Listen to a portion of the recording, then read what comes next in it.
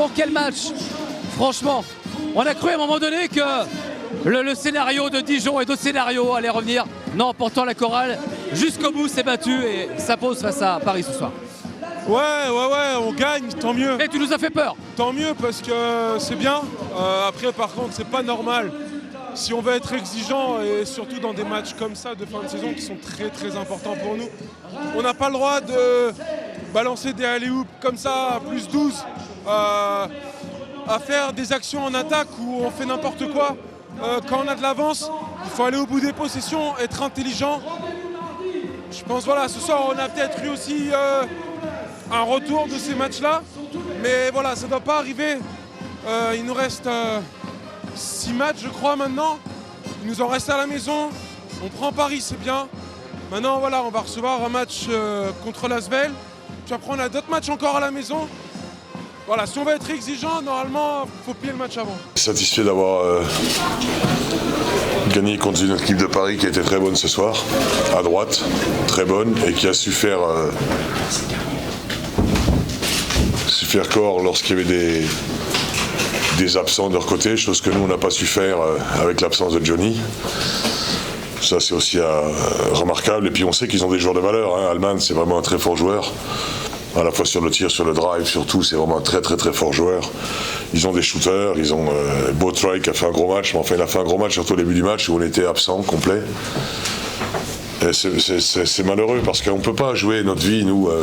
Je pense que les gens ne se rendent pas bien compte que tout le travail qui est effectué pour maintenir ce club à ce niveau-là, avec les moyens qu'on a, ils ne se rendent pas compte. Les joueurs ne se rendent pas compte et quelquefois les gens proches ne se rendent pas compte non plus, quoi.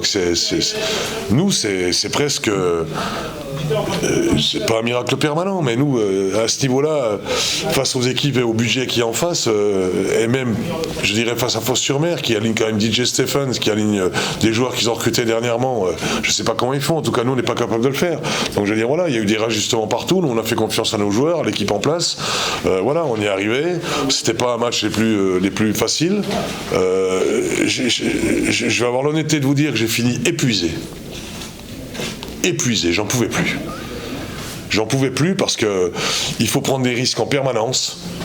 Parce que relancer Lauren quand il a merdé 2 fois à domicile sur les derniers matchs, faut le faire. Pourquoi Lauren Jackson à la fin du match?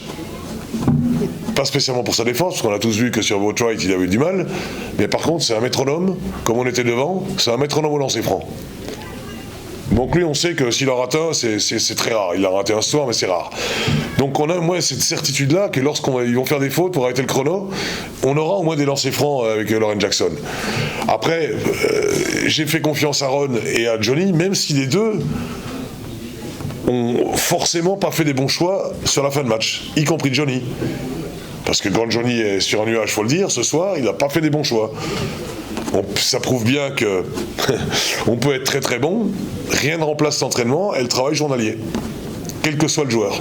Et pourquoi on s'en sort ce soir? Je vais être très clair, très net. On s'en sort pas ce soir grâce à... On s'en sort un peu grâce à Juventus et à Jacquinien qui ont fait leur taf, mais on s'en sort surtout ce soir grâce à Renata Nolembo, qui défensivement nous a permis de faire une défense avec des switches en permanence et qui les a énormément gênés.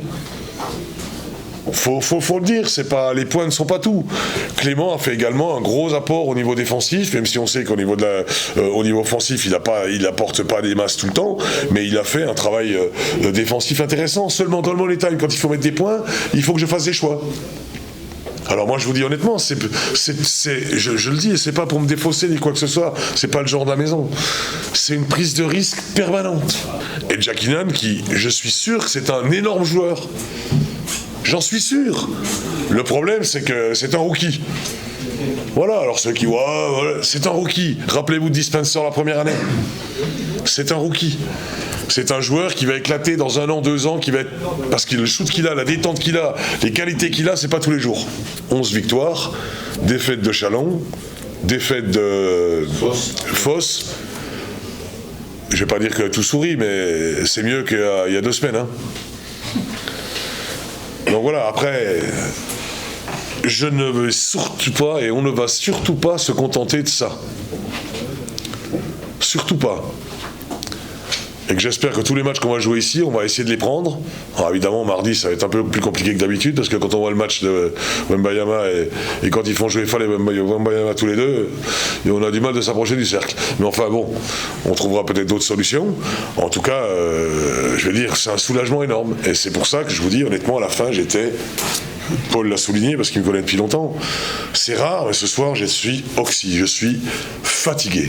Fatigué parce qu'il faut pousser tout le temps, tout le temps.